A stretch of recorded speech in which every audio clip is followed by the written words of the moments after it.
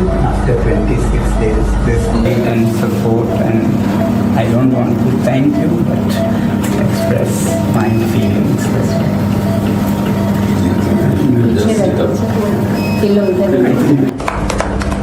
तो लगातार सरकार के साथ सोनम वांगचुक की बातचीत चल रही थी। जेपी नड्डा, जितेंद्र सिंह, सोनम वांगचुक की पत्नी और डॉक्टर्स का स्टाफ मौजूद था।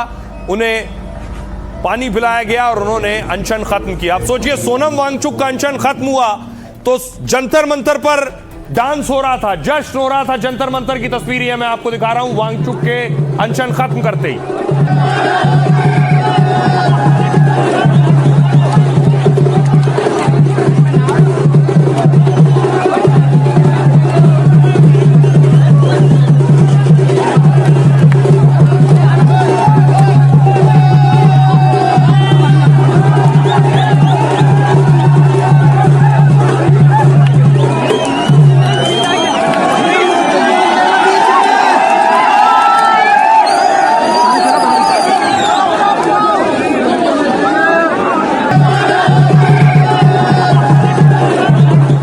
तो रात में सोनम वांगचुक के अनशन खत्म करने पर जश्न मन रहा था, तो सुबह प्रदर्शन निकला जंतर मंतर से आगे टॉलस्टॉय रोड की तरफ।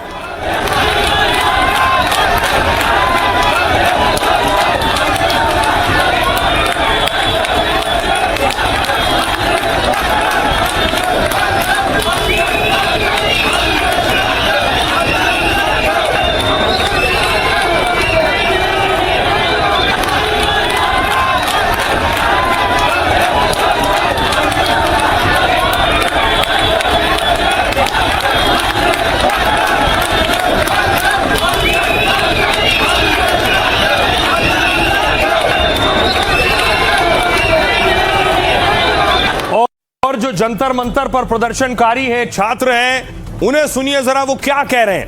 वो इस्तीफे की मांग पर अड़े। बस ये बोलना चाह रही हूँ कि बस अब कुछ तो कर लो सरकार, पूछो अब तो रिजाइन दे दो, अब रिजाइन कर लो, क्योंकि वरना लड़कियों का भविष्य खराब होने वाला है, शादी हो जाएगी उनकी।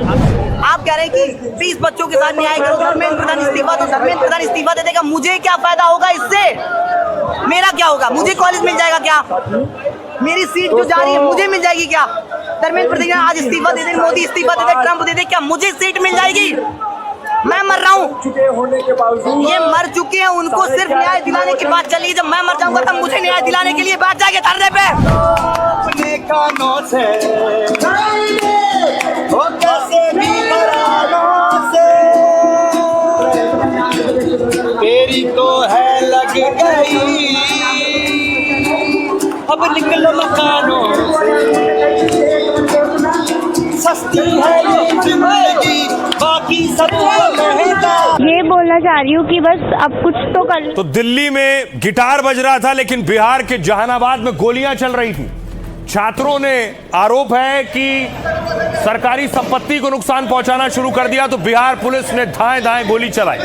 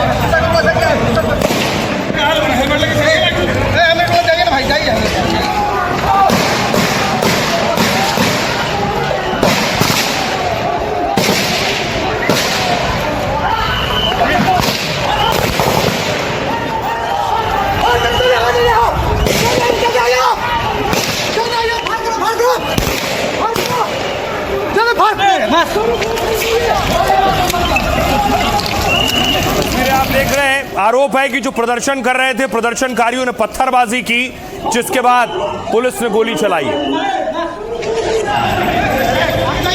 और इसके अलावा कल जहां जहां प्रदर्शनकारियों ने हिंसा की थी, बिहार पुलिस ने सबकी तस्वीरें निकाल ली हैं। हिंसा करने वालों की, जो पत्थर चला रहे थे, उन सब के पोस्टर निकाल लिए हैं। ये उग्र प्रदर्शन करने वालों की तस्वीरें हैं जिनके चेहरे सार्वजनिक किए गए हैं। पुलिस अब उन पर एक्शन लेगी जो हिंसा कर रहे थे, पत्थरबाजी कर रहे थे, पुलिस को टारगेट कर रहे थे। उन सब के चेहरे देखिए, ये 64, ये 72 तस्वीरें हैं जिन्हें पुलिस ने सार्वजनिक किया। ये 88 कुल तस्वीरें। उसके बाद देखिए 104 तक पहुंच गई है लिस्ट, 112 आखिरी लिस्ट है, 120 तक ये तस्वीरें आप बिहार पुलिस ने जारी की। अब इन सब की तलाश जारी है। बिहार पुलिस ने पेट्रोलिंग बढ़ा दी है, सख्ती बढ़ा दी है कि कोई कानून हाथ में ना लेने पाए, कोई पत्थरबाजी ना करे, लॉ एंड ऑर्डर की सिचुएशन खराब ना करे। पुलिस पेट्रोलिंग हो रही जगह जगह।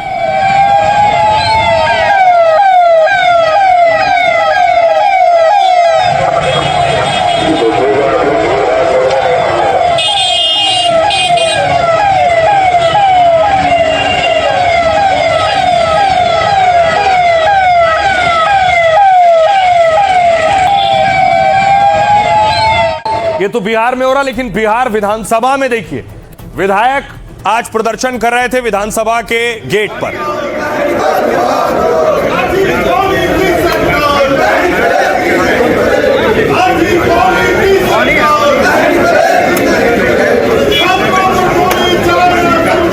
ये तो बिहार की तस्वीर आपने देखी, लेकिन यूपी में क्या हो रहा था? योगी की पुलिस देखिए प्रदर्शनकारियों की जो परमिशन थी उसे कैंसिल कर दी। ऐसा है, मेरी बात सुन लो, मुकदमे लिख जाएंगे और बुद्धि सही हो जाएगी, मैं बता दे रहा हूँ, ठीक है ना?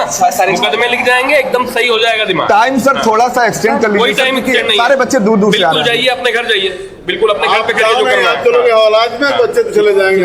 ठीक है, चलिए बस हो गया। कैंसिल कर दिया सर। अगर इसको सर अगर मेरे यहाँ आप भेज देते तो मैं इसको वो आपको मैंने फोन बताया, सर ये मेरे हमारा दिमाग खराब हो गया है क्या? हमारा दिमाग ज्यादा खराब हो गया मुझे लग रहा है, ठीक है ना? ऐसा काम ना करो। ऐसा सुनो मेरी बात, पढ़े लिखने वाले प्रेम से बात कर रहा हूँ, ऐसा काम मत करो, ठीक है? आप लोग ये तो दूसरा लेटर है नहीं आया भाई, ये दूसरा लेटर है। वो जो जिसमें परमिशन की मोहर वो वाला लेटर कहाँ है? चलिए अपने अपने घर जाइए, चलिए सर ठीक सर, मैं बिल्कुल आपका समय ओवर हो गया, चलिए। हेलो, जो परमिशन लेटर लिए थे जिसपे साइन थी। आदमी हो क्या? ऐसी परिस्थिति मत लाओ कि किसी लायक ना रहो। इसीलिए प्रशासन के साथ चलिए बस घर चलिए अपने। सर हम लोग चलो घर चलो, हाँ बुला के लेके आओ। चलो अपने अपने घर जा रहे हैं वापिस। घर नहीं जा रहे, रुके। ऐसे आप जुलूस निकालेंगे? तमाशा क्या? दिमाग खराब हो गया, घंटा बनोगे क्या? ऐसा है, यूपी में देख लिया आपने पुलिस कैसे हैंडल कर रही है। कोलकाता लिए चलता हूं। कोलकाता में लेफ्ट की student wing SFI, student federation of India, सड़कों पर थी।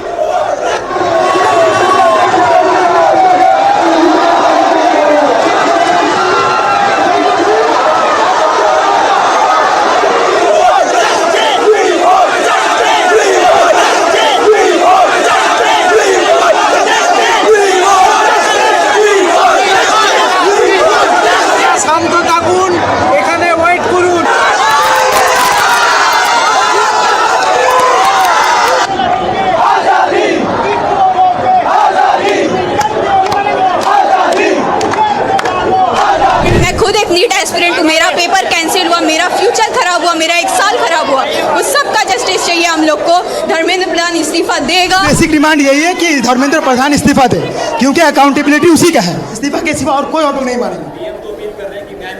पूरे देश की तस्वीर मैं आपके सामने रख रहा हूं, कहां छात्र क्या कर रहे हैं। ये मुंबई की तस्वीरें देख रहे हैं। शिवाजी पार्क पर भी प्रदर्शनकारी जुटे थे।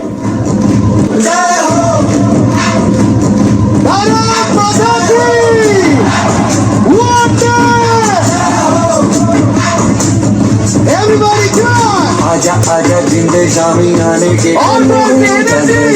नीले आसमाने के और इस प्रदर्शन में उद्धव ठाकरे और आदित्य ठाकरे, उद्धव ठाकरे भी इस प्रदर्शन में पहुंचे थे।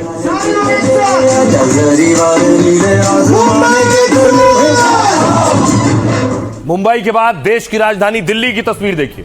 दिल्ली में कांग्रेस कार्यकर्ता एनएसयूआई के कार्यकर्ता ने अपना मुंडन करवा लिया। और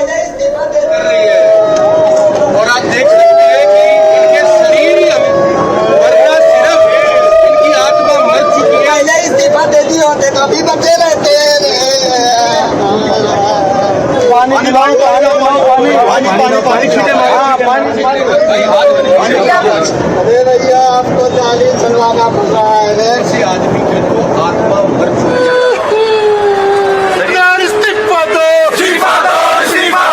प्रदर्शन और जश्न के बीच बड़ी चीज ये कि प्रदर्शन कब तक चलेगा और कब खत्म होगा। सीजेपी के जो नेता हैं आज वो मीटिंग के लिए पहुंचे सरकार के पास। ये वो तस्वीर है जब मीटिंग के लिए जा रहे थे। जा रहे हैं प्रोटेस्ट के लिए, मीटिंग के लिए जा रहे हैं। आशुतोष मीटिंग के लिए जा रहे हैं। कितने पॉजिटिव है सौरभ, आप कितने पॉजिटिव हैं? कितने पॉजिटिव हैं? आपको लगता है कि कुछ अच्छे रिजल्ट आएंगे? इस्तीफा होगा सौरभ, इस्तीफा होगा। आप जा रहे हैं प्रोटेस्ट के लिए। और उसके बाद सीजेपी के नेता पहुंचे मिनिस्टर्स के पास। जेपी नड्डा और जितेंद्र सिंह बैठे थे और इनके दरमियान बातचीत हुई। सीजेपी ने अपनी शर्तें रखी। सीजेपी की तरफ से आशुतोष रांका देख रहे हैं और सौरभ दास पहुंचे हुए थे सफेद टी शर्ट में। दूसरी तरफ आशुतोष बैठे। सामने दो मंत्री जो शुरू से बात कर रहे हैं उनमें एक जेपी नड्डा है और एक जितेंद्र सिंह है। और उसके बाद देखिए ये प्रस्ताव की चिट्ठी है, वो लेटर है जो मंत्री को सौंपा है। क्या मांगे हैं, क्या डिमांड है, ये मांगे पूरी होंगी तो प्रदर्शन खत्म होगा।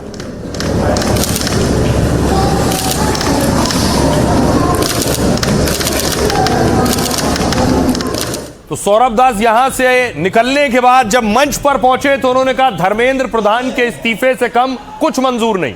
धर्मेंद्र प्रधान ने 3 मेन डिमांड्स। नंबर 1 क्या है? धर्मेंद्र प्रधान इस्तीफा दो। तो नंबर 1 डिमांड जो नॉन नेगोशिएबल है कि या तो धर्मेंद्र प्रधान इस्तीफा दे या तो उनको मंत्रिमंडल से बर्खास्त करे सरकार। नंबर 2 1 करोड़ का मुआवजा सारे फैमिलीज के लिए जिनके बच्चे इस नीट के ब्रोकन करप्ट एजुकेशन सिस्टम के वजह से आत्महत्या करके मर गए। नंबर 3 जितने हमारे भाई बहन यहाँ पे पीसफुल तरीके से प्रोटेस्ट कर रहे थे एंड जिन्होंने ब्रूटैलिटी सहा पुलिस के वजह से एंड उनके ऊपर FIR दर्ज हुआ, वो सारे FIRs विड्रॉ किए जाए। किसी के ऊपर FIR नहीं होना चाहिए, अगर हुआ है तो वो सारे FIRs विड्रॉ हो एंड सरकार एक सॉवरेन गारंटी दे हमें लिखित में कि फ्यूचर में भी किसी को टारगेट नहीं किया जाएगा। 3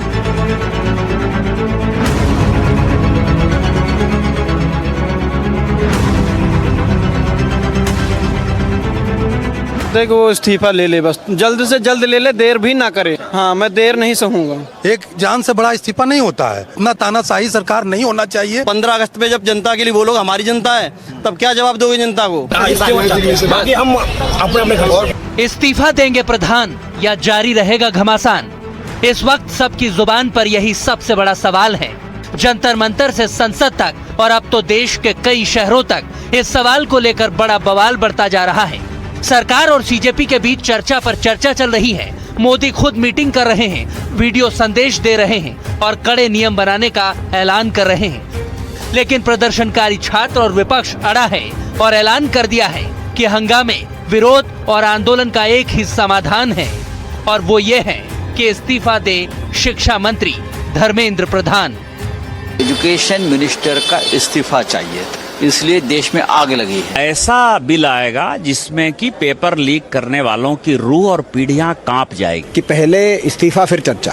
Too little, too late. If you don't listen to them, you are gone. आइए अब आपको बताऊं, मुलाकात हुई। सीजेपी के प्रवक्ता, नेता बैठे थे और मंत्री बैठे थे। सरकार और कॉकरोच जनता पार्टी के बीच दूसरे राउंड की बातचीत थी। केंद्रीय मंत्री जेपी नड्डा और इस बैठक में जितेंद्र सिंह शामिल हुए। सीजेपी की तरफ से सौरभ दास और आशुतोष रांका इस बैठक में मौजूद थे। दिल्ली के कॉन्स्टिट्यूशन क्लब में करीब 2 घंटे तक यह बैठक चली है। बैठक के बाद सीजेपी ने सरकार के सामने अपनी 3 मांगे रखी हैं। पहली मांग, शिक्षा मंत्री धर्मेंद्र प्रधान का इस्तीफा। सीजेपी इस मांग से पीछे हटती नहीं दिख रही है। धर्मेंद्र प्रधान का इस्तीफा हो या फिर बर्खास्त किया जाए। दूसरी मांग, पेपर लीक से कई छात्रों ने सुसाइड किया और नीट पीड़ित परिवार को 1-1 करोड़ का मुआवजा दिया जाए। तीसरी मांग, प्रदर्शनकारियों के खिलाफ कोई कानूनी कार्रवाई नहीं होगी। जिन लोगों के खिलाफ केस दर्ज है वो वापस लिए जाएंगे। इसके साथ ही सीजेपी की तरफ से 5 सुझाव भी दिए गए। बैठक के बाद जेपी नड्डा ने कहा, सारी बातें सौहार्दपूर्ण वातावरण में हुई। उनकी मुख्य रूप से 3 मांगे और 5 सुझाव थे। कल फिर सरकार और सीजेपी के बीच बातचीत होगी। सीजेपी ने मंत्री का इस्तीफा नहीं होने पर आंदोलन की धमकी दी है। अगर इस्तीफा नहीं हुआ तो उनका प्रदर्शन और बड़ा हो जाएगा। वो इस मांग पर अड़े हैं। सुनिए जरा सीजेपी के प्रवक्ता क्या कुछ कह रहे हैं और मंत्री जेपी नड्डा क्या कह रहे हैं। हमारी मेन डिमांड है 3, उनमें से 2 डिमांड कॉम्पनसेशन और एफआईआर का विड्रॉल और सॉवरेन गारंटी, उस पे सरकार पॉजिटिव है। हम लोगों ने बोला कि दिल्ली पुलिस के द्वारा बहुत सारे यंग लड़के लड़कियां जो युवा है इस देश के, उनको कल रात से पूरे दिन और आज भी डिटेन किया जा रहा है कोई भी रीजन के बगैर। उन्होंने बोला कि ऐसा कुछ तो नहीं हो रहा है, लेकिन अगर हो रहा है तो उन्होंने आश्वासन दिया है कि ऐसा नहीं होगा। उनकी बातें हमने सुनी, बातें सौहार्दपूर्ण वातावरण में हुई।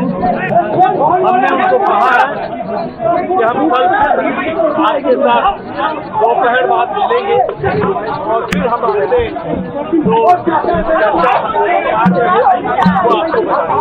एक सेंटीमेंट है, वो बहुत क्लियर सेंटीमेंट है that Dharmendra Pradhan has to resign और he needs to be sacked.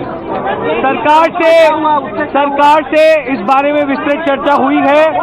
सरकार ने इस मुद्दे पर, इस पॉइंट पर जवाब देने के लिए कल दोपहर तक का समय मांगा है।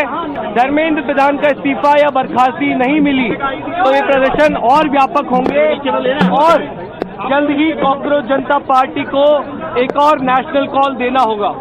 हम उम्मीद करते हैं कि सरकार जल्द से जल्द धर्मेंद्र प्रधान को बर्खास्त करेगी या वो इस्तीफा देंगे और इस मामले को हम एक कंक्लूजन की ओर लेकर जा पाएंगे। तो सीजेपी की एक मांग है, पहली मांग और बड़ी मांग यह कि किसी भी कीमत पर शिक्षा मंत्री धर्मेंद्र प्रधान इस्तीफा दें। लेकिन सरकार बिल्कुल क्लियर है। सूत्र यह बता रहे हैं कि शिक्षा मंत्री का इस्तीफा सरकार नहीं लेने जा रही है। देखिए क्यों। शिक्षा मंत्री धर्मेंद्र प्रधान के इस्तीफे पर पहले तो विपक्ष अड़ा है। इसको लेकर संसद की कार्रवाई 5 दिन से ठप है। कॉकरोच जनता पार्टी की भी पहली बड़ी मांग यही है, वो धरने से तब तक नहीं हटेंगे जब तक इस्तीफा ना हो जाए। लेकिन मोदी सरकार इस मांग पर बैकफुट पर नहीं जाना चाहती। सूत्रों के मुताबिक पूरी पार्टी धर्मेंद्र प्रधान के साथ और पीछे खड़ी है। यह तय हो चुका है कि शिक्षा मंत्री धर्मेंद्र प्रधान इस्तीफा नहीं देंगे। सरकार का मानना है कि इस्तीफा देना सबसे आसान फैसला है। इस्तीफा देना और जिम्मेदारी से भागना सबसे आसान है। जनता ने जनादेश दिया है और हम काम करके दिखाएंगे। नीट 2026 में पेपर लीक के बाद से धर्मेंद्र प्रधान निशाने पर है। पेपर लीक के बाद इस परीक्षा को रद्द करना पड़ा था, जिसमें 22 लाख से ज्यादा छात्र प्रभावित हुए। विपक्ष का आरोप है कि पिछले कुछ सालों में 70 बार पेपर लीक हुए, लेकिन कोई संगठित लीक के सबूत अब तक नहीं मिले। धर्मेंद्र प्रधान बीजेपी के प्रभावशाली ओबीसी चेहरों में से एक है। ओडिशा में बीजेपी की जीत में प्रधान ने बड़ी भूमिका निभाई। धर्मेंद्र प्रधान के परिवार के आरएसएस से बहुत पुराने संबंध रहे हैं। धर्मेंद्र प्रधान ने 1984 में एबीवीपी से राजनीतिक यात्रा शुरू की थी। सरकार किसी दबाव में धर्मेंद्र प्रधान को बलि का बकरा नहीं बनाना चाहती। पहले भी मोदी सरकार ने कई मंत्रियों के इस्तीफे की मांग उठी, लेकिन सरकार ने किसी भी दबाव में आकर मंत्री का इस्तीफा नहीं लिया। सियासतदान ये मानते हैं और कि इस्तीफा लेना यानी जिम्मेदारी मानना भी है और इससे विपक्ष का दबाव और बढ़ता है। सुनिए सियासतदान क्या कह रहे हैं। हमने पोजीशन क्लियर कर दी है, स्टूडेंट्स ने पोजीशन क्लियर कर दी है। जो उनकी मांग है उसे हम रिपीट कर रहे हैं। Dharmendra Pradhan is a criminal education minister. He has to be removed. He is a symbol of the collapse of our education system. He has to go. He is the reason my brother has got shot. He is the reason Thousands of people are outside. He has to go. ऐसा bill आएगा जिसमें कि paper leak करने वालों की रूह और पीढ़ियां कांप जाएगी। माननीय प्रधानमंत्री जी ने उसी बात को स्पष्ट तौर पर कहा है। माननीय प्रधानमंत्री जी लगातार हम लोगों को बोल रहे थे, ट्यूसडे की मीटिंग में भी बोले, लगातार बोल रहे थे कि इसके लिए अलग से कानून लाएंगे और बड़ा स्ट्रिंजेंट कानून लाएंगे। रीशफलिंग कैबिनेट में चाहिए थी और एजुकेशन मिनिस्टर का इस्तीफा चाहिए था। इसलिए देश में आग लगी है। देश भर में जो आग लगी है उसका कारण अगर प्रधानमंत्री को मालूम नहीं है तो मुझे लगता है प्रधानमंत्री जी ने राहुल गांधी जी से बात करनी चाहिए। ये कहीं ना कहीं जख्मों पे नमक छिड़कने वाली बात है कि जो बात कही जा रही है उनका उसको आप टोटल इग्नोर करें और आप नई बात लेके आएँ। तो मैं समझता हूँ कि हमारी मांग है विपक्ष की कि पहले इस्तीफा फिर चर्चा। कि धर्मेंद्र प्रधान का इस्तीफा होना चाहिए, वो इसीलिए भी होना चाहिए कहीं ना कहीं अकाउंटेबिलिटी और जिम्मेदारी सेट होनी ही चाहिए जिससे कि अगली बार ये चीज़ नहीं रिपीट हो। क्योंकि 2024 में भी पेपर लीक हुआ था, इसी तरह बच्चों ने खुदकुशी करी तो फिर क्या हुआ था? आज हम कहाँ खड़े हैं 2024 की रिपोर्ट को लेके? तो सरकार तो खाली लीपा पोते की बात करेगी। क्यों राहुल गांधी को प्राइम मिनिस्टर बनना है तो प्राइम मिनिस्टर की ये क्या बेवकूफ़ी है? मतलब कौन तो नीट की बात कर रहा है, यहाँ उसको प्राइम मिनिस्टर बनना है तो प्रधानमंत्री अपनी गद्दी छोड़ के ये राजा बाबू को जो है गद्दी पे बिठा दे। ये कहा की मांग होती है? तो ये ही is a joke. Too little too late. प्रधानमंत्री जी की समझ में अब कुछ नहीं आ रहा। He has lost the plot. उनके इर्द गिर्द के लोग ही उनको समझा नहीं पा रहे हैं छात्र और युवा क्या चाहते हैं। 1, 2, 3 if you don't listen to them you are gone. सरकार धर्मेंद्र प्रधान का इस्तीफा नहीं ले रही, लेकिन फिर सरकार कैसे निपटेगी प्रदर्शन से? प्रधानमंत्री नरेंद्र मोदी ने रात को 12 बजे के आसपास एक वीडियो संदेश जारी किया। फास्ट ट्रैक कोर्ट और कठोर सजा के प्रावधान के साथ का ये मुसद्दा कैबिनेट में चर्चा होगी। कैबिनेट के साथियों के सुझाव के बाद उसका अंतिम रूप दिया जाएगा। जल्द से जल्द उस बिल को सदन में पारित कराने का प्रयास किया जाएगा। फास्ट ट्रैक कोर्ट और तो प्रधानमंत्री नरेंद्र मोदी ने देर रात ये वीडियो जारी किया छात्रों को संबोधित करते हुए। तो पीएम ने क्या कहा इस वीडियो में? पेपर लीक और छात्रों के हित में पीएम मोदी बड़े कदम उठा रहे हैं। उन्होंने कहा छात्र आंदोलन के बीच मोदी ने आधी रात को एक वीडियो संदेश जारी किया। कहा पेपर लीक मामूली विषय नहीं, लाखों छात्र और माता पिता से जुड़ा हुआ है। पेपर लीक की घटनाओं पर 2.5 महीने में सरकार ने कई कदम उठाए और कई दोषियों को गिरफ्तार किया है, कुछ को जेल भी भेजा गया है। सरकार की सबसे बड़ी जिम्मेदारी थी कि छात्रों का 1 साल बर्बाद ना हो, इसलिए 22 लाख से ज्यादा छात्रों के लिए फिर से नीट परीक्षा की गई आयोजित। सरकार केवल इतनी कार्रवाई से ही संतुष्ट होने वाली नहीं है। पेपर लीक मामलों के लिए हमने फास्ट ट्रैक कोर्ट बनाने के निर्देश दिए। विभागों ने लगातार मेहनत कर देर रात इसका मसौदा तैयार किया है। दिल्ली की राउज एवेन्यू कोर्ट में एक फास्ट ट्रैक कोर्ट बनाई गई। यहां पेपर लीक और उससे जुड़े अपराधों पर फौरन सुनवाई होगी। 30 हजारी कोर्ट की जज अनु ग्रोवर का ट्रांसफर भी कर दिया गया है। अनु ग्रोवर अब राउज एवेन्यू कोर्ट की स्पेशल जज होंगी। मोदी के ऐलान से 24 घंटे के अंदर फास्ट ट्रैक कोर्ट बन गई। मोदी ने शिक्षा में बड़े सुधार और कड़े कदम का वादा किया और आधी रात से पहले ही शिक्षा मंत्रालय में दोनों सचिव बदल दिए गए। प्राथमिक और उच्च शिक्षा विभाग के सचिव विनीत जोशी को हटा दिया गया। उनकी जगह 1994 बैच के आईएएस नरेश गंगवार को उच्च शिक्षा सचिव बनाया गया। 1995 के आईएएस बैच के IAS TK. Anil Kumar school शिक्षा विभाग के सचिव होंगे। शिक्षा मंत्रालय में 17 और अधिकारियों के तबादले और प्रमोशन हो गए। यानी शिक्षा मंत्रालय और शिक्षा विभाग में पीएम मोदी ने सर्जरी शुरू कर दी है। खबर है कि वांगचुक के अनशन और सेहत पर भी मोदी पूरा अपडेट ले रहे थे और अपने मंत्रियों को वांगचुक का अनशन तोड़वाने के लिए मेदांता भेजा था। इसके बाद मोदी ने वांगचुक से बात की और सेहत का ध्यान रखने की सलाह भी दी, ऐसी भी खबर आई। आइए आपको सुनवाता हूं, सुनिए जरा पीएम मोदी क्या कुछ कह रहे हैं और उनके बयान पर सियासतदान क्या कह रहे हैं। मैंने आज फास्ट ट्रैक कोर्ट के लिए विभागों को निर्देश दिए थे। आज विभागों ने लगातार मेहनत करके देर रात मुझे मुसद्दा भी दे दिया। फास्ट ट्रैक कोर्ट और कठोर सजा के प्रावधान के साथ का ये मुसद्दा कैबिनेट में चर्चा होगी। कैबिनेट के साथियों के सुझाव के बाद उसका अंतिम रूप दिया जाएगा। जल्द से जल्द उस बिल को सदन में पारित कराने का प्रयास किया जाएगा। और सबको दिख रहा है कि कितना गलत हो रहा है और हमारे देश के लोकतंत्र को, जिसके लिए गांधी जी शहीद हुए, जिसके लिए तमाम लोग शहीद हुए, और आज हम इसी देश में अपने ही बच्चों को मार रहे हैं। आज हम इसी देश में वो लोकतंत्र खत्म करने जा रहे हैं। अगर आपकी सीबीआई आप कोर्ट में सबूत ही पेश नहीं करेंगे तो इन फास्ट ट्रैक कोर्ट्स का की क्या अहमियत है? प्रधानमंत्री जी, आप पेपर लीक माफिया को क्यों बचाना चाहते हैं? आप इस तरह के झूठे और खोखले आश्वासन देश को क्यों दे रहे हैं? पूरा देश का युवा पीड़ित है, बच्चों ने आत्महत्या कर ली और आप इस तरह के खोखले वादे कर रहे हैं। प्रधानमंत्री जी ने वीडियो डाला, बच्चों से संवाद किया और सरकार का मंशा को बताया। इसमें भी कांग्रेस पार्टी को आपत्ति है। जब प्रधानमंत्री जी नहीं बोलेंगे तो फिर कहते हैं कि प्रधानमंत्री जी बोलो। जब प्रधानमंत्री जी बोलते हैं तो फिर कहते हैं कि प्रधानमंत्री जी रात को क्यों बोले। उनकी बात को कौन गंभीरता से ले रहा है? बोलने दीजिए उन्हें। 22-25 दिन बाद मुंह खोलते हैं और अजीब सी बातें कर रहे हैं। साहब, अभी आज देश का नौजवान सड़कों पर किसी कारण से है, कुंठाग्रस्त है, और ये इस तरह के लफाजी से अब उनकी कुंठा दूर नहीं होने वाली। माननीय प्रधानमंत्री अगर ये इन्हीं बातों को पहले कह दिया होता, और पहले कहने से ज्यादा जरूरी है करके कुछ दिखा दिया होता, तब लगता कि अब मैं सख्त कार्रवाई पहले की है और अब मैं सख्त से सख्त कार्रवाई करूंगा। लेकिन सारी बातें जो हैं हवाई निकली। प्रधानमंत्री नरेंद्र मोदी ने रात को 12 बजे वीडियो संदेश जारी किया कि क्या एक्शन लेने जा रहे हैं नीट पेपर लीक पर, जहां पेपर लीक होगा उस पर क्या कार्रवाई होगी, और ठीक 1 बजे कैबिनेट की बैठक बुला ली। प्रधानमंत्री ने कैबिनेट की बैठक बुलाई और जानकारी है कि जल्द ही नीट पेपर लीक पर कड़े कदम उठाए जाने की तैयारी है, सख्त कानून की तैयारी है।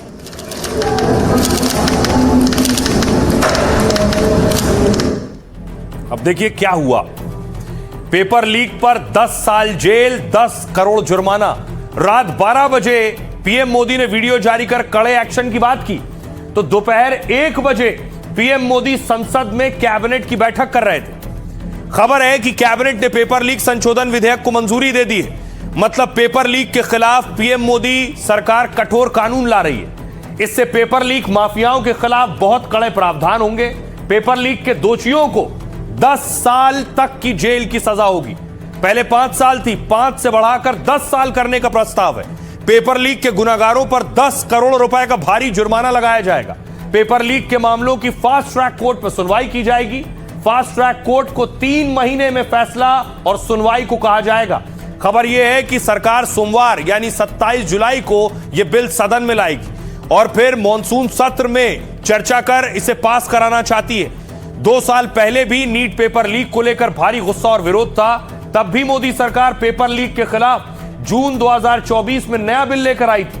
लेकिन इस कानून के बाद भी इस साल नीट समेत कई परीक्षाओं के पेपर लीक हो गए, तो छात्र भारी आंदोलन कर रहे हैं और विपक्ष लगातार दबाव बना रहा है। इसलिए सरकार पेपर लीक और नकल पर और कड़ा कानून लेकर आ रही है।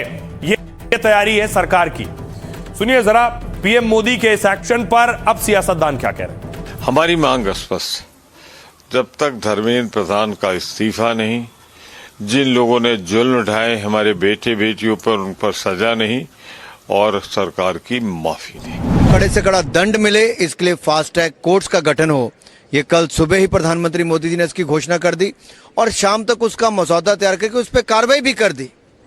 और कल रात को ही वापस प्रधानमंत्री जी ने देश को बताया कि कैसे आज उनकी सरकार एक नया कानून पर कैबिनेट में चर्चा करेगी, एक नया बिल लेकर आएगी ताकि भविष्य में पेपर लीक जैसी समस्याओं का समाधान हो सके, उनके ऊपर कड़ी कार्रवाई हो सके, उनको दंड दिया जा सके। आप कह रहे हैं कि हम सख्त कानून बनाएंगे और ऑलरेडी आप कह रहे हैं कि दोषी पकड़े गए हैं, उनके ऊपर सीबीआई चार्जशीट जल्द करेगी और फिर अभी सुनने में आ रहा है कि कोई कानून भी आने वाला है, सुना कि मंडे को। मेरा सिर्फ एक ही चीज कहना है इस हमारे प्रधानमंत्री से, भारत के प्रधानमंत्री से, कि जो स्टूडेंट्स अपनी डिमांड रख रहे हैं कि एजुकेशन मिनिस्टर को इस्तीफा देना चाहिए और उसके बाद ही सदन मुझे लगता है कि सही तरीके से चल भी पाएगा।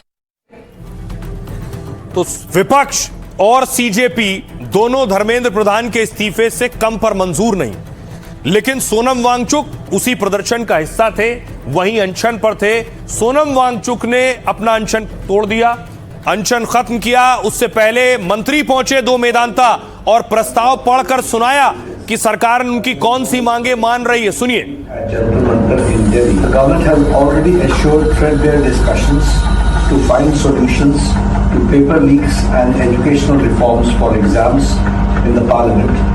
Besides, the government is also positively considering suitable compensations for the suicide victims of recent NEET paper leaks. ये हमारे साइड से Thank you. So, with that being fulfilled. अब देखिए कैसे प्रस्ताव तक पहुंची सरकार, उसकी मंजूरी तक आश्वासन दिया और सोनम वांगचुक ने अनशन खत्म किया। सोनम वांगचुक ने 26 दिन बाद भूख हड़ताल खत्म की। मेदांता में 2 केंद्रीय मंत्रियों ने जूस पिलाकर अनशन तोड़वाया। वांगचुक 28 जून से अनिश्चितकालीन भूख हड़ताल पर बैठे थे। तबीयत बिगड़ी तो सफदरजंग और मेदांता अस्पताल ले जाया गया, लेकिन अस्पताल में भी वांगचुक अनशन तोड़ने को तैयार नहीं थे।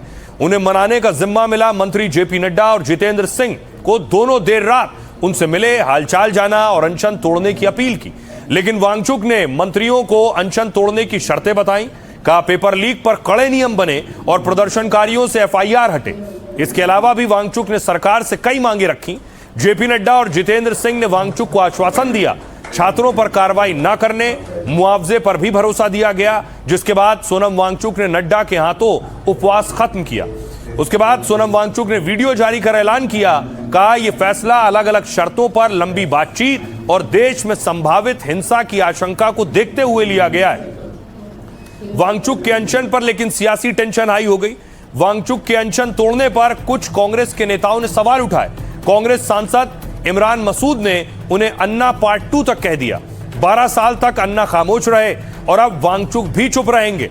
हमें तो पहले दिन से पता था कि वो सरकार के साथ डील कर रहे हैं। कांग्रेस ने सवाल उठाया, लेकिन सीजेपी ने वांगचुक के फैसले का स्वागत किया है। आइए अब आपको सुनवाता हूं, सुनिए जरा अनशन खत्म करने के बाद सोनम वांगचुक क्या कह रहे हैं और दूसरे सियासतदान क्या कह रहे हैं। जो सरकार से इस तरफ से मंत्रीगण आए थे, ये आश्वासन दिया जिसका कि 2 दिन से हम बहुत ही कड़ा क्या कहेंगे, एक तरह का बार्गेन चल रहा था कि मुझे आश्वासन चाहिए और लिखित में चाहिए, और इसमें 2 दिन लगे और मुझे इसलिए अनशन पर 2 दिन और बैठना पड़ा, और ज़्यादा भी बैठ जाता तो आखिर में आज उन्होंने लिखकर आश्वासन दिया है। रात को 12 बजे ये शर्तें रिटर्न में मंजूर हुई कि एक तो किसी के ऊपर एफआईआर या कोई भी लाठीचार्ज या कोई भी अनड्यू फोर्स नहीं डाला जाएगा। जो बच्चों ने सुसाइड किया है उनकी फैमिलीज को कॉम्पेंसेशन दिया जाएगा। सारी चीजें गवर्नमेंट ने लिखित रूप से साइन करके दी है। अन्ना पार्ट 2, 12 साल अन्ना खामोश हो गए, अब वांगचुक साहब खामोश रहेंगे। ये कुछ नहीं है इसके अलावा। हमें तो पहले दिन से पता था। कल डील कर रहे थे आप सरकार के साथ, कोई छात्र भी था क्या वहां? सारे लद्दाख के लोग थे। आपकी अपनी डील हो रही है, आपने अपना डील कर रही है, इसके अलावा क्या है सरकार के साथ? मोदी सरकार छात्र के हितों में काम कर रही है, छात्र हितों के लिए आगे बढ़ रही है। ये निर्णय एक भरोसा दिखाता है। मोदी सरकार संवेदनशीलता के साथ कदम उठा रही है, जवाबदेही के साथ अपनी बात कर रही है, और उस पे छात्रों का भरोसा है। सोनम वांगचुक का अनशन उस भरोसे की मुहर लगाता है। तो सोनम वांगचुक ने इस्तीफा देने से पहले ही अपना अनशन खत्म किया, लेकिन विपक्ष इस्तीफे पर अड़ा है। विपक्ष आज संसद के बाहर प्रोटेस्ट कर रहा था और धर्मेंद्र प्रधान के इस्तीफे की मांग कर रहा था।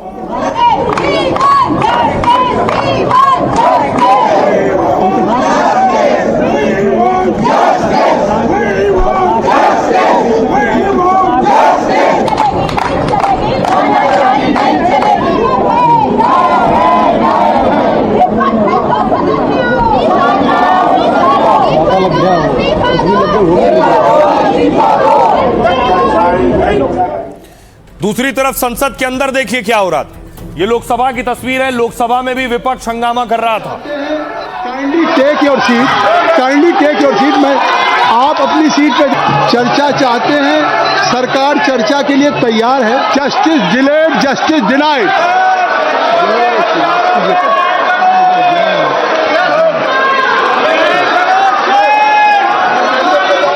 तो दूसरी तरफ राज्यसभा की तस्वीर देखिए। राज्यसभा में खड़े हुए मल्लिकार्जुन खड़गे हंगामे के बीच क्या कह रहे हैं, सुनिए। 20 जुलाई सोमवार को छात्रों के खिलाफ जिस तरह लाठीचार्ज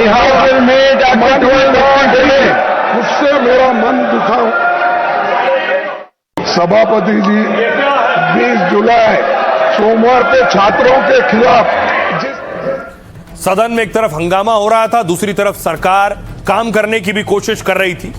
हंगामे के बीच वंदे मातरम बिल पेश हो गया। संसद के दोनों सदनों में हंगामा हुआ, ना कोई बहस हो पा रही थी, ना बिल पेश हो पा रहा था।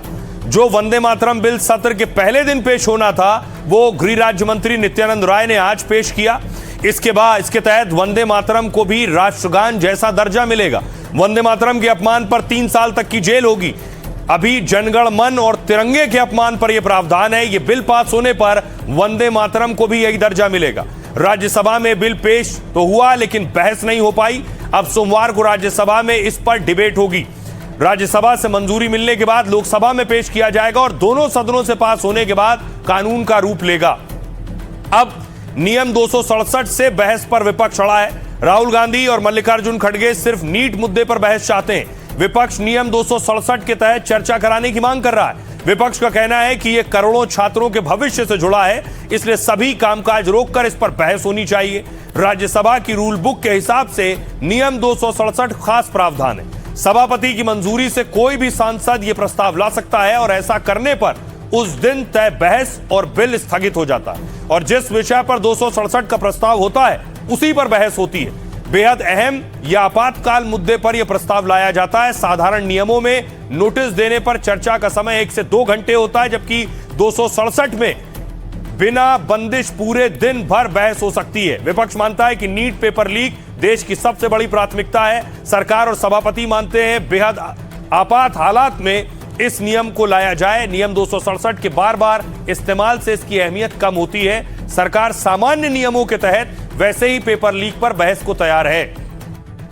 सुनिए क्या कुछ कह रहे हैं सियासतदान सदन में चर्चा पर। अनुरोध करता हूं, आप शुरू से चर्चा मांग रहे थे और सरकार ने चर्चा के लिए तैयार भी हो गए थे। आपने फिर एक कंडीशन लगाया चर्चा नहीं कराने के लिए। हमने फिर से आपको अपील किया, कल भी, आज सुबह भी केसी वेणुगोपाल जी को भी मैंने फिर से अपील किया है कि आप प्रमुख विपक्षी दल है, बाकी जितना भी एमपीज, हम लोग सबका मत एक ही है कि चर्चा होना चाहिए। देश के सामने में अब हम चर्चा नहीं करके बहाना बनाएंगे तो ये अच्छा संदेश नहीं जाएगा। सभापति जी, 20 जुलाई सोमवार को छात्रों के खिलाफ जिस तरह लाठीचार्ज, एक तरफ सदन में हंगामा हो रहा था, दूसरी तरफ राहुल गांधी एक छात्र को लेकर सामने आए। राहुल गांधी जिसको लेकर आए प्रदर्शनकारी को, उसको पैलेट गन लगी थी। कोई पैलेट गन यूज नहीं हुई, कहा है ना, ये देखिए, ये है पैलेट गन, इसको कहते हैं पैलेट गन, इसको कहते हैं पैलेट गन।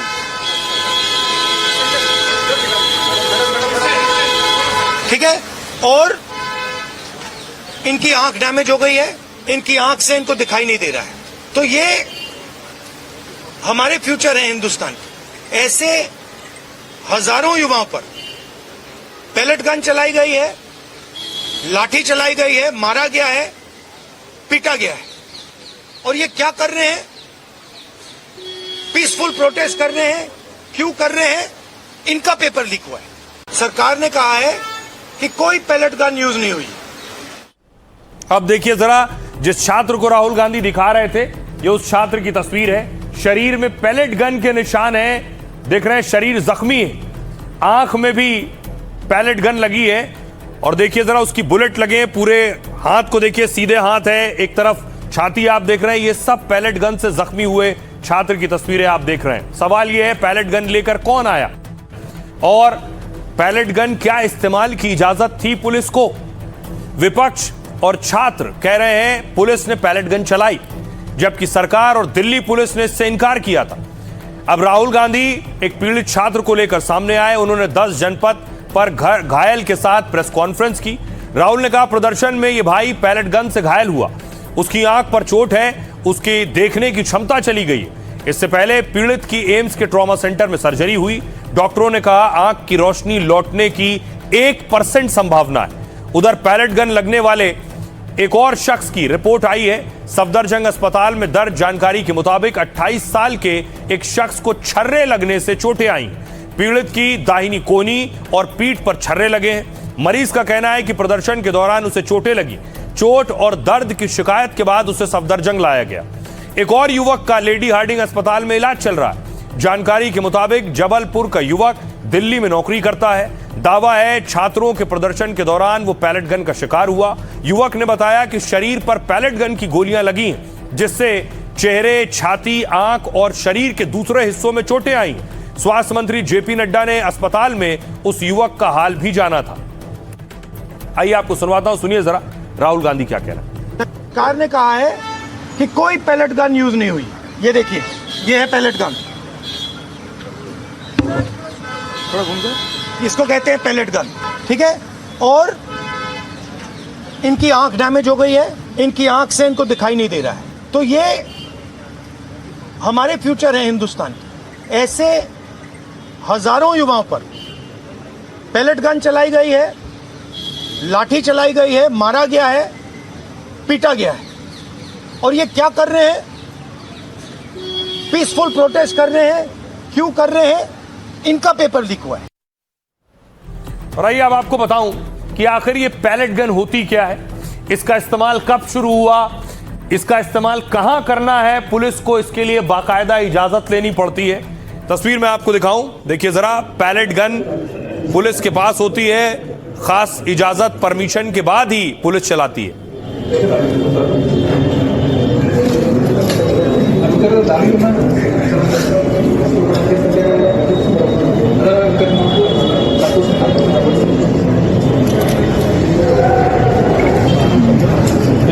फिर उसके बाद क्या करोगे? वोट चाहेंगे सर, लिस्ट लेंगे सर,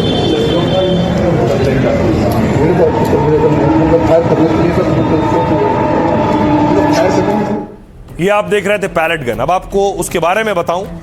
पैलेट गन एक विशेष तरह की बंदूक होती है जो धातु या शीशे के सैकड़ों छोटे छोटे छर्रे दागती है। इसमें गोलियां नहीं, छर्रे होते हैं जिन्हें पैलेट कहते हैं। एक कारतूस में लोहे के 50 से 500 छोटे छोटे छर्रे होते हैं। जब इस पैलेट गन से इन्हें फायर किया जाता है तो गन से निकला कारतूस हवा में छूटते ही फट जाता है। उसमें मौजूद सैकड़ों छर्रे बेहद तेज रफ्तार से निकलते हैं और कारतूस से तुरंत ही एक बड़े इलाके में फैल जाते हैं। नजदीक से लगने पर ये छर्रे त्वचा को चीरकर अंदर घुस जाते हैं, जिससे छर्रे लगने वाले को गंभीर जख्म हो जाते हैं। सुरक्षा बल इसे उग्र भीड़ को रोकने के लिए इस्तेमाल करते हैं। जानकारी के मुताबिक 1.5 दशक पहले ये भारत में इस्तेमाल हुई। 2010 में जम्मू कश्मीर में भीड़ नियंत्रण के लिए पैलेट गन आई और 2016 में भी पैलेट गन का काफी इस्तेमाल किया गया, क्योंकि बुरहान वानी की मौत के बाद बड़े स्तर पर प्रदर्शन हुआ। दावा है तब पैलेट गन से 700 लोगों की आंख में गंभीर चोट लगी। इसलिए मानवाधिकार संगठन इसे ब्लाइंड वेपन बताते हैं, क्योंकि आंख पर छर्रे लगने से रोशनी जाने का खतरा रहता है। विरोध के बाद केंद्र सरकार ने विकल्प तलाशने की समिति बनाई, जिसकी सिफारिश पर मिर्च के तीखे अर्क वाले गोले मंजूर हुए, यानी धातु के गोले की जगह इनका इस्तेमाल करने को कहा। भारत में पैलेट गन प्रतिबंधित नहीं है, मगर आखिरी विकल्प माना जाता है और आखिरी विकल्प है। सुनिए जरा, जो छात्र प्रदर्शन कर रहे थे वो क्या कह रहे हैं। जो लाठी चार्ज किए है ना, वो तो इतनी बुरी तरह से बच्चे को पीटे हैं कि मैं प्रोटेस्ट में नहीं आ रहा था, लेकिन वो 20 तारीख का जो वीडियो देखा ना, मैं खून खोल गया कि ये क्या हो रहा है हमारे साथ। मैं इसलिए आई हूँ, हम सब तो पढ़े लिखे हैं और ये अभी जो लड़ रहे लड़ाई है इन लोगों के लिए। इनका फ्यूचर बहुत खराब होगा और ये चलता रहेगा। और अभी नहीं रुका ये तो कभी नहीं रुकेगा, क्योंकि ये नीट का पेपर बहुत टाइम से चलता आ रहा। लीक लीक लीक, अरे मिडिल क्लास लोग नहीं अफोर्ड कर सकते। हम बदलाव के लिए आए हैं। हजारों स्टूडेंट अपनी जान लगा रहे हैं। ये स्टूडेंट है, मैं स्टूडेंट हूँ। यहाँ पे हम क्यों हैं? यहाँ पे ये भी मैं बताना चाहती हूँ कि मैं कॉर्पोरेट मजदूर हूँ और हमें यहाँ पे आए हुए हो गए 3-4 दिन हो गए हैं। इन लोगों ने नेटवर्क बंद कर दिया है कि घर तक फोन ना करें हम लोग। नेट बंद है, वीडियो नहीं जा रही है, कॉल तक नहीं लग रही है। ये लोग कैसे भी डरा ले, पर हम नहीं डरेंगे, चाहे कुछ भी कर ले। हम यहीं लगाए रहेंगे, यहीं रहेंगे। बिहार से है, झारखंड से है, बंगाल से है, साउथ से है, हर जगह से स्टेट में आपको बच्चा मिलेगा। सर ये जो तिरपाल है सर, ये आज ही हमने सुबह सुबह लगाया। कल एक सरदार जी देखे गए थे। देखो अभी अगर हम आवाज उठा रहे तो ये सब सहना तो पड़ेगा, लेकिन अभी गवर्नमेंट इतनी बदतमीज हो चुकी है कि उन लोगों को ये स्टूडेंट्स का ये सब दिक्कतें दिखाई नहीं दे रही है। क्या लगता है आपको कि बदलाव होगा? होना चाहिए। इतना जब हम कर रहे हैं तो आपको बदलाव तो करना पड़ेगा। आपका क्या डिमांड है? देखिए, हम तो एक ही चीज कहना चाहते हैं कि जो हमारे सारे भाइयों ने मिलकर डिसाइड किया है उनको ये करना चाहिए, क्योंकि एक इंसान चीजों को लेकर के लड़ सकता है, पर यहाँ पे पूरे करोड़ों लोग लड़ रहे हैं, तो वो उनको इस्तीफा देना होगा। वो इस्तीफा देंगे और उन्हें देना ही पड़ेगा।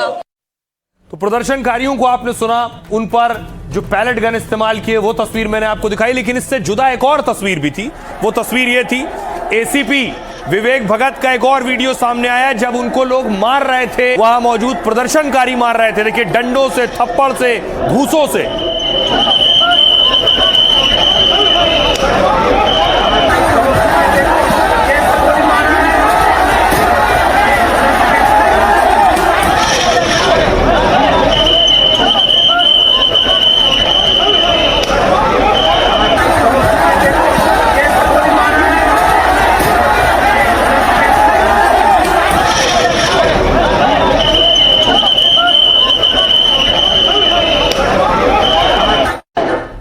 और आज जंतर मंतर के मंच पर देखिए एक और तस्वीर आई जहां एक पुलिस वाला पहुंचा और उसने इस्तीफा दे दिया मंच पर।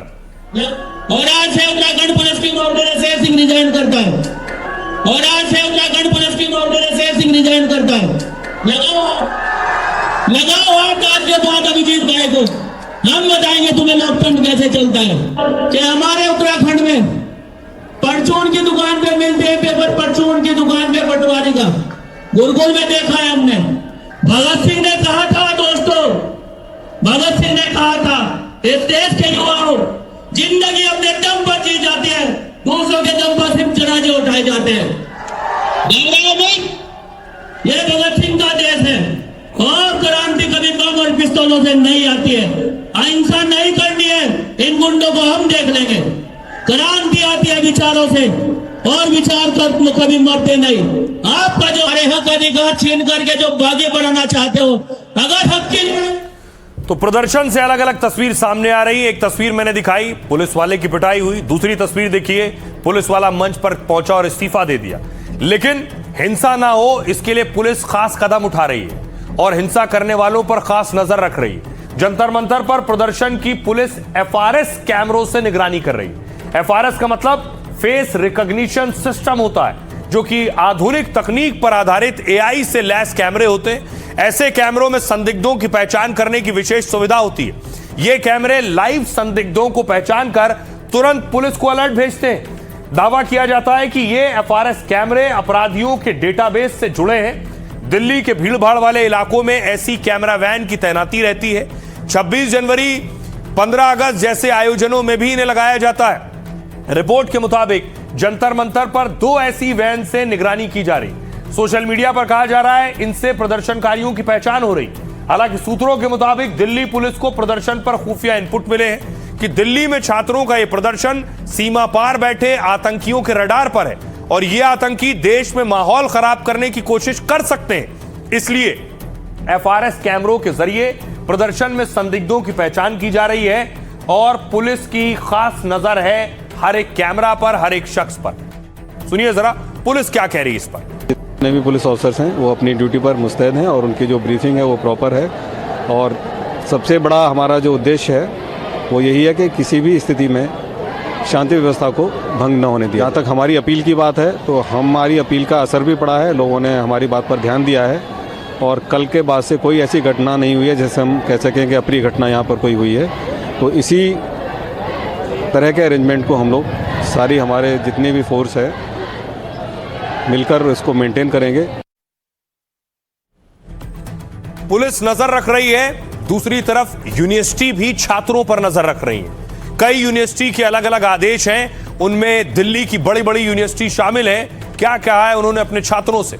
दिल्ली यूनिवर्सिटी की एडवाइजरी पर संग्राम है। डीयू देखिए। सबसे पहले दिल्ली विश्वविद्यालय ने जो एडवाइजरी जारी की है उसमें छात्रों और शिक्षकों को प्रदर्शनों से दूर रहने को कहा है। कहा इस तरह की गतिविधियां छात्रों की सुरक्षा के लिए खतरा है, बल्कि उनके रिकॉर्ड और करियर पर भी असर डाल सकता है। अवैध गतिविधि में शामिल हुए तो कानूनी कार्रवाई हो सकती है। दरअसल आंदोलन में डीयू से जुड़े कई छात्र संगठन सक्रिय हैं। इसमें एसएफआई, आईसा, एआईएसएफ और कई स्वतंत्र छात्र शामिल हैं। राहुल गांधी ने आपत्ति जताकर कहा, आपकी हिम्मत कैसे हुई? छात्रों को रोकने वालों से समय आने पर हिसाब लेंगे। जेएनयू की ओर से कहा गया है कि सभी सदस्यों को सलाह देते हैं वो जिम्मेदारी से काम लें और व्यक्तिगत सुरक्षा को प्राथमिकता दें। आपसे अनुरोध है कि नई दिल्ली के जंतर मंतर पर ना जाएं, उसके आसपास होने वाली सभाओं में शामिल होने से बचें, साथ ही सोशल मीडिया पर भी जिम्मेदारी से व्यवहार करें। आईआईटी रुड़की सलाह देकर कहा है, बिना संस्थान की अनुमति कोई छात्र या कर्मचारी राजनीतिक चर्चा या राजनीतिक गतिविधियों में भाग नहीं ले सकता। कोई भी ऐसी राय ना दे जिससे केंद्र सरकार संगठनों से संबंध खराब हो। आईआईटी मद्रास दावा है, जंतर मंतर प्रदर्शन का समर्थन करने से कुछ छात्रों को रोका। आरोप है समर्थन करने वाला वीडियो भी डिलीट करने को कहा गया है और ये यूनिवर्सिटी अपने अपने स्तर पर एक्शन ले रही है। श्री मोदी, मेरा नाम पीयूष मिश्रा है और जो कुछ भी जंतर मंतर पर हुआ सर, वो दुखद था, बहुत दुखद था। स्टूडेंट्स के साथ में हूँ, मैं बोलना चाहता हूँ कि बहुत दुखद था। पुलिस की लाठियाँ थी, पुलिस को चोट पहुंची, बच्चों को चोट पहुंची, सब कुछ गलत था। ये सब बच सकता था अगर आप पहले संज्ञान लेते इसका। अगर आप उसी वक्त उठकर आते, उसी वक्त जब ये लोग जंतर मंतर बैठे हुए थे, उसी वक्त अगर डायलॉग करते तो शायद बेहतर रहता। ये बच्चों का केस है, ये बच्चे भविष्य हैं देश के, इस पर तुरंत संज्ञान लीजिए। यार स्टूडेंट्स और यंगस्टर्स हमारे देश का भविष्य है। इतनी मेहनत करने के बाद जब वो एग्जाम देता है और खुद को चीट फील करता है तो ये बहुत ही अनफेयर है। उनकी डिमांड सिर्फ यही है ना कि अकाउंटेबिलिटी और एक आंसर, और जिस तरह के साथ बर्ताव हो रहा है मुझे लगता है कि इसका सोल्यूशन जरूर होना चाहिए। अहिंसा का मतलब आप लोगों ने दिखा भी दिया है और समझा भी दिया है for generations to come. Being a martial artist, मैं एक बात की गारंटी दे सकता हूँ कि मारने वाले से मार खाने वाला बहुत बड़ा होता है, बहुत बड़ा होता है। और पेपर लीक के मामले में आज देश की सबसे बड़ी अदालत में भी सुनवाई हुई। ये सुप्रीम कोर्ट में क्या हुआ इस पर? नीट पेपर लीक पर बवाल के बीच सुप्रीम कोर्ट में सुनवाई हुई। सुप्रीम कोर्ट ने इस पर सरकार से तीखे सवाल पूछे। पूछा, परीक्षा प्रणाली को कंप्यूटर आधारित टेस्ट में कब बदलेंगे? अगर कंप्यूटर आधारित टेस्ट की ओर बढ़ेंगे तो डेटा की सुरक्षा कैसे होगी? सुप्रीम कोर्ट ने कहा, हम इस तरह की स्थिति को आगे नहीं चलने दे सकते। सब कुछ संस्थागत रूप से ठीक होना चाहिए। केंद्र सरकार की तरफ से सॉलिसिटर जनरल तुषार मेहता पेश हुए। सरकार छात्रों की समस्याओं के समाधान के लिए हर संभव प्रयास कर रही है। सरकार 10 कदम आगे बढ़कर काम कर रही है। उन्हें अदालत से कुछ और समय की मांग की उन्होंने। सुप्रीम कोर्ट ने कहा, पेपर लीक मामले पर सरकार से स्टेटस रिपोर्ट मांगी है। कोर्ट ने सरकार से पेपर लीक के बाद से हुए सुधारों की रिपोर्ट मांगी है। मामले की जांच कहां तक पहुंची इसकी भी जानकारी देने को कहा है। नीट मामले की अगली सुनवाई 27 जुलाई को होगी। एक दूसरे मामले में सुनवाई कर रहे सीजेआई ने मीडिया रिपोर्ट को खारिज किया है। छात्रों पर पुलिस कार्रवाई की याचिका लिस्ट करने से मना करने का दावा किया सीजेआई ने। सीजेआई सूर्यकांत ने इन खबरों को भ्रामक और गैर जिम्मेदाराना बताया है। सुनिए जरा एनडीटीवी से खास बातचीत की सीजेआई सूर्यकांत साहब ने क्या कह रहे हैं। लेकिन ये गलत रिपोर्ट किया गया कि सुप्रीम कोर्ट ने किसी केस को सुनने से इनकार किया। जी। सुप्रीम कोर्ट कभी भी किसी केस को सुनने से इनकार न कर सकती है न करेगी। मेरी कमिटमेंट है सारे भारत को, और मैंने भारतवासियों को बार बार कहा है कि सुप्रीम कोर्ट के दरवाजे 24/7 24 घंटे खुले। मेरे पास अगर कोई पिटीशन आएगी ही नहीं तो मैं सुनूंगा।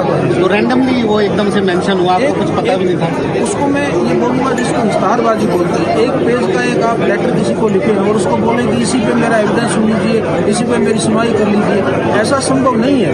मैं ऐसे सुप्रीम कोर्ट के जो रूल्स बने हैं किसी पिटीशन को फाइल करने के, उनको ये वायलेट नहीं कर सकते। तो मैंने यही मैसेज भेजना चाहा कि आप पिटीशन फाइल कीजिए तो हम सब कुछ नहीं। उन्होंने नहीं, आज सुबह 10 बजे तक मैंने कंफर्म कर लिया कि मेरे यहाँ पे कोई पिटीशन फाइल नहीं हुई है, तब मैंने वो कोर्ट में मुझे मजबूरी बोलना पड़ा। तो सीजीआई को आप सुन रहे थे, उन्होंने कहा मुझ तक जैसे ही कोई याचिका आएगी मैं उसकी सुनवाई करूंगा। बहरहाल आज के लिए इतना ही। आप अपना और अपनों का बहुत बहुत ख्याल रखिए। रुक रहे हैं एक छोटे से ब्रेक के लिए।